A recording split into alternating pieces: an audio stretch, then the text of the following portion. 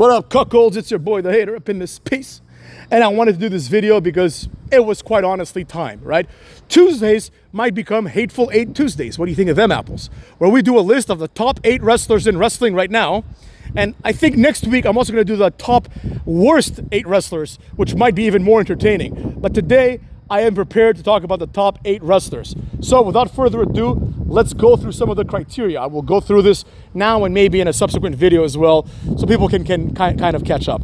Number 1, the list is a running and living list, meaning that the list will be updated every week based on the previous week's list. So for example, let's say that Hulk Hogan comes in at number 1, which obviously is impossible, but let's say Hulk Hogan comes in at number 1, right?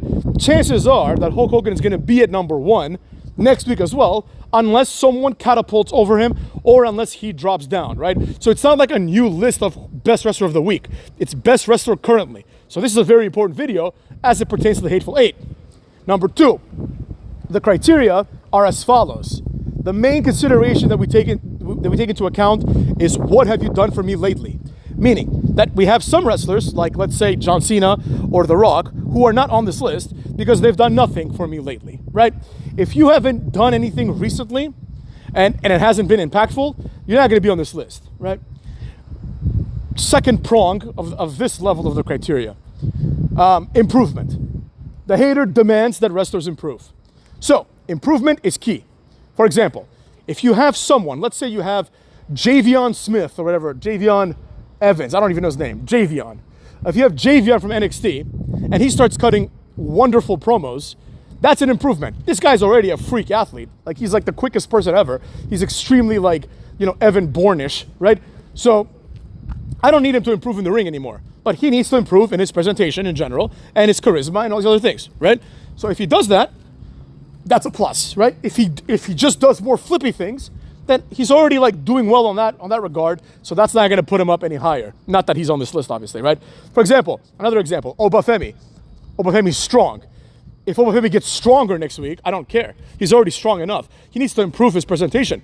He needs to improve his charisma. And, honestly, he needs to be not like a boring, like double Kofi Kingston. But anyways, it is what it is. The point has been made, right? And number 3, to break down the improvement, we have 3 subcategories.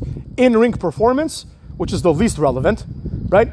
Then we've got promo and charisma, which I'm lumping as one category. And then we have the third category, other, right? Other things that might or might not take a part of the wrestler's overall presentation, including booking.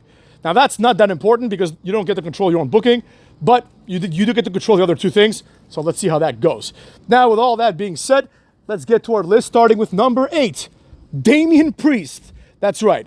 Damian Priest is on this list and he barely made it. He made it on this list for one reason and one reason only. He had a face turn several months ago that was very memorable and in my opinion, very well done. And as a result of that, Damian Priest gets to stay on the list. Or gets to be on the list because it's the first list, cucks. Now, despite this, Damian Priest could have been higher, but unfortunately, he falls victim to the question of, what have you done for me lately, right? Since his face turn, Damian Priest has formed a cringy tag team called the Terror Twins, which is just like a horrible name.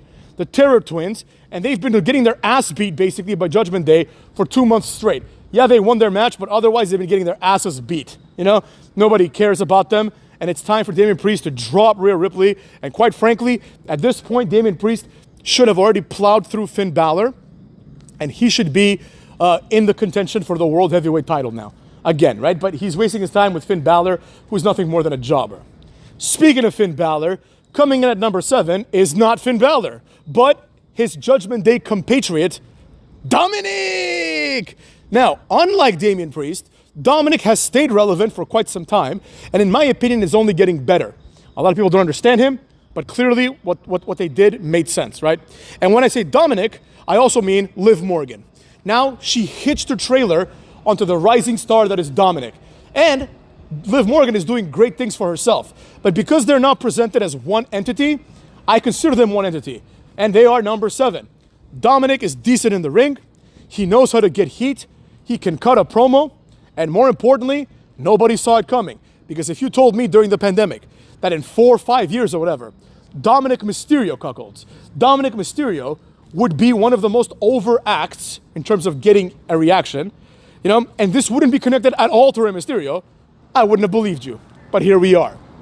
So Dominik, I think he deserves number 7. That's a good spot for him.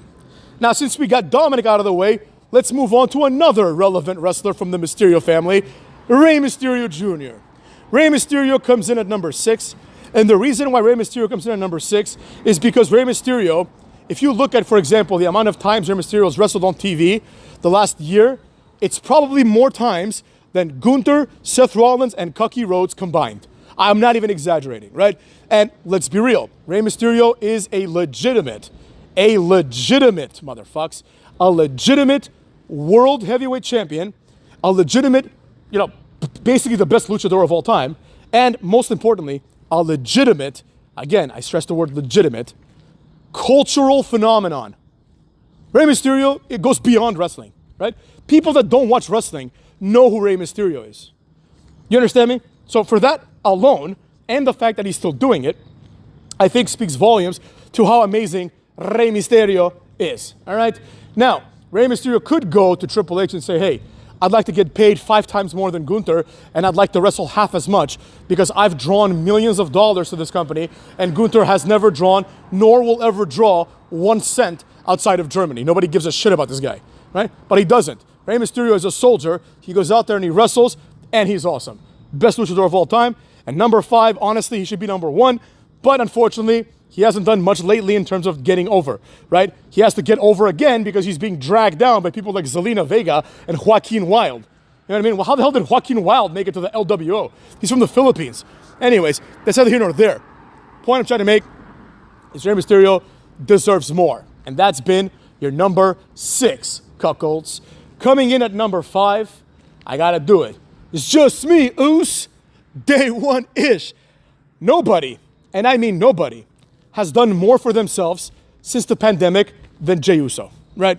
Roman Reigns is the golden boy. He is the chosen one, right? He could go take a shit and he'll still be in the main event. And rightfully so, because he is a star. But Jey Uso is none of those things. Jey Uso is a tag team jobber. And more importantly, Jey Uso is now the Intercontinental Champion. Now, with that being said, Jey Uso did not win the Intercontinental title by winning a fatal 4-way and then getting a title shot and winning, right?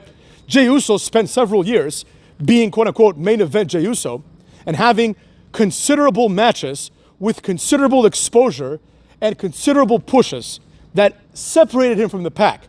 And in my opinion, like, he's a twin, right? Twins in wrestling, they always stay together because there's 2 of them. Why do you need 2? Jey Uso has done an incredible job not only differentiating himself from Jimmy Uso, his twin, but he has also done a great job becoming the Shawn Michaels of this tag team. Clearly, right? He has done that on his own.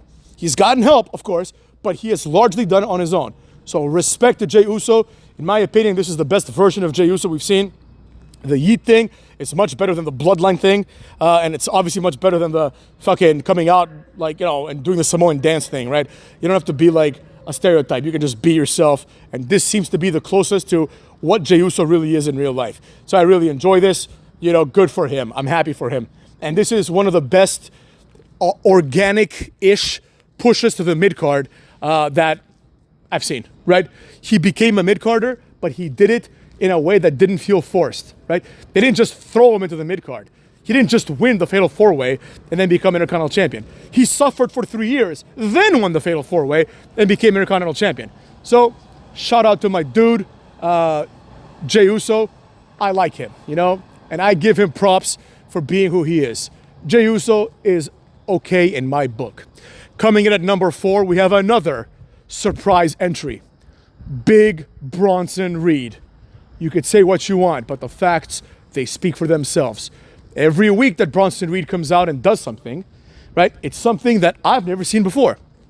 I've never seen someone grab a fan and lawn dart them across into somebody else. I've never seen someone jump from like a wall, basically, onto a car, crushing it. I've never seen someone put like 2 security guards in a 69 and then hit the tsunami, which is by far the best top rope splash maybe ever. You understand me? Like, I mean, you know, not counting like the 5-star frog splash. Obviously, I'm talking about like a regular splash. You know, like it's also great because it's him, right? He's just awesome, right? The presentation has been great. This guy could have been a fucking Bull Dempsey, but He didn't. This is a rare, huge, massive W for the booking department to book Bronson Reed this way. You know what I'm saying? And that's why he's at number 4. Now at number 3, we have an interesting and curious case. Number 3 is more of a concept. The concept centers around Chad Gable, so you can think of number 3 being Chad Gable. But it's more so Chad Gable and Alpha Academy into Chad Gable and American Made, right? That's what makes Chad Gable great. In my opinion, there have been few people that have wrestled more frequently than Chad Gable in the last year. As far as I'm concerned, him and these 2 factions that I just mentioned, like first it was Alpha Academy, now it's fucking, what's it called? American Made, and Chad Gable himself as well, at the center of all this, have been pretty much carrying Raw, right? You can always look forward to a Chad Gable match, to a Chad Gable moment, to a Chad Gable catchphrase, to just Chad Gable being Chad Gable. You can look forward to this, and Chad Gable is massively underrated. Now he's with the Creed brothers, who are also massively underrated, and I consider them to be probably the best tag team in WWE right now, at least until Pentagon and Phoenix show up, which I'm very excited about, actually. So, as far as I'm concerned, Chad Gable deserves more. The fact that Sami Zayn was Intercontinental Champion and now he's trying to fight for the World Heavyweight Championship is ridiculous. It's absurd. While Chad Gable has to go job to Bo Dallas in a goofy mask with white hair, if you lost your minds, this is a complete injustice. So justice for Chad. I'm happy that he's at number 3. I don't think he'll stay there for long unless he gets a push. But if he's going to get a push, now's the time, right? Now that he shook off those jobbers, the Wyatt 6, he can now do other things maybe. And hopefully some of those things lead to some wins. Because otherwise, next week is going to be at number 4 at the very highest, right? Now we got number 2 and number 1. So let's get to number 2 first. This one was difficult. These 2 guys, in my opinion, are by far the two clear heads of the table in WWE. Now, some of you may be thinking, is it Cookie Rhodes? Is it Roman Reigns? Where do these guys fall into this? Is it Obafemi? Some of you might be thinking. But I got news for you, pal. Is it Randy Orton? Someone might be thinking. Absolutely not. Coming in at number 2, of course, it's none other than Bron Breakker.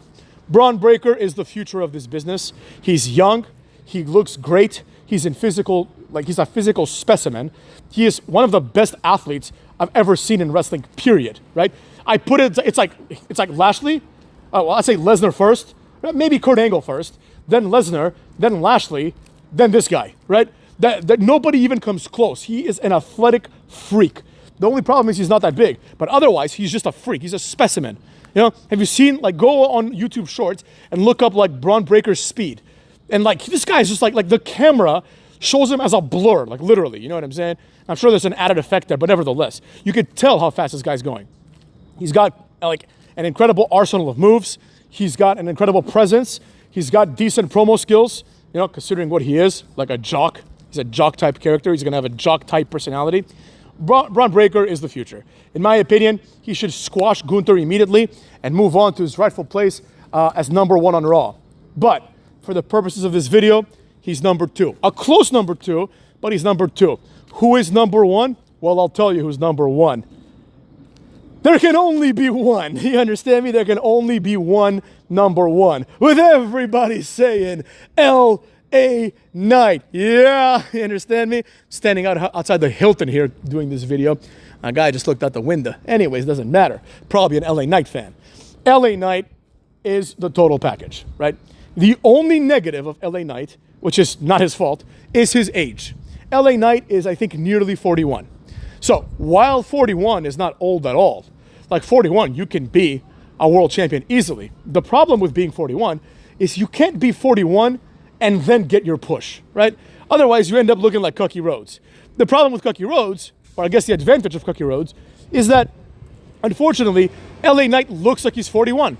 He looks to be late 30s, early 40s, which is exactly how old he is, right? Cody Rhodes is almost 40, but he looks like he's 27, And with that comes certain privileges, right? You can present Cody Rhodes as viable for far longer, right? You look at Dean Ambrose, for example, right? Dean Ambrose is not an ugly guy. It's just that he started balding when he was 23, right? And unfortunately, that's not presentable, especially when he insists on having a comb over. You know what I mean? So it's I can't present this guy as a virile champion. I can't present Daniel Bryan as a virile champion, right? But look at Randy Orton. he's presented as a world champion even to this day. And now he's getting a little older, and it's starting to show, like his face is all bloated from whatever the fuck he's doing to himself.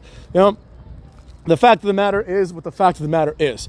And we find ourselves in a situation where LA Knight deserves a push. It would be criminal for LA Knight not to be world champion one time. It would be criminal because LA Knight feels like a star. You can imagine right now, LA Knight coming out with the world heavyweight title or the WWE title, right? And it would feel organic. It wouldn't feel like when Gunther comes out and it looks like it's covering his fat gut, or when Cody Rhodes comes out and he looks like an action figure, not in a good way, right? So LA Knight tops the list right now. It's going to be hard to knock him down, especially considering that Bron Breakker, if he like declares for the world heavyweight title and tries to do some shit like that, that could be good, but we'll see how this goes, right? And also a lot of things are happening this week, right? There's that NXT show, which is essentially a pay-per-view.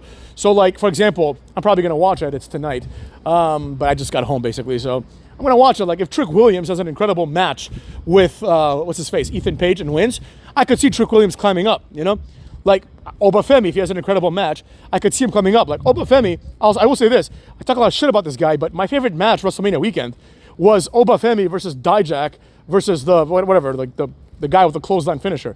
That's why I like Dijak so much, because he's like an athletic big guy. Obafemi's not as athletic as him in terms of like doing flippy shit and Hurricane Ranas, but he is athletic and he is entertaining in his own right. Now, you know, for a mid-carder or for an NXT, best match, right? But not for a world heavyweight champion. That's a different standard, a different level, if you will. But you know, he could make himself up to the number 8 spot. I mean, it's not that hard. Like Carmelo Hayes, Andrade. You know what I mean? There's a few people that have some capacity. Zachary Wentz, I like. Wesley, I'm enjoying a lot. Xavier Woods. He's someone that I'm almost certain that Xavier Woods is going to be in the Hateful Eight next week if he does something that steers him towards the correct move. You know what I mean? I could see that happening. So that kind of stuff. This list is going to change, right? And in this list, you got to remain active. You got to remain positive. You got to remain useful. And with that being said, cucks, this has been the first ever edition of the Hateful Eight, cuckolds.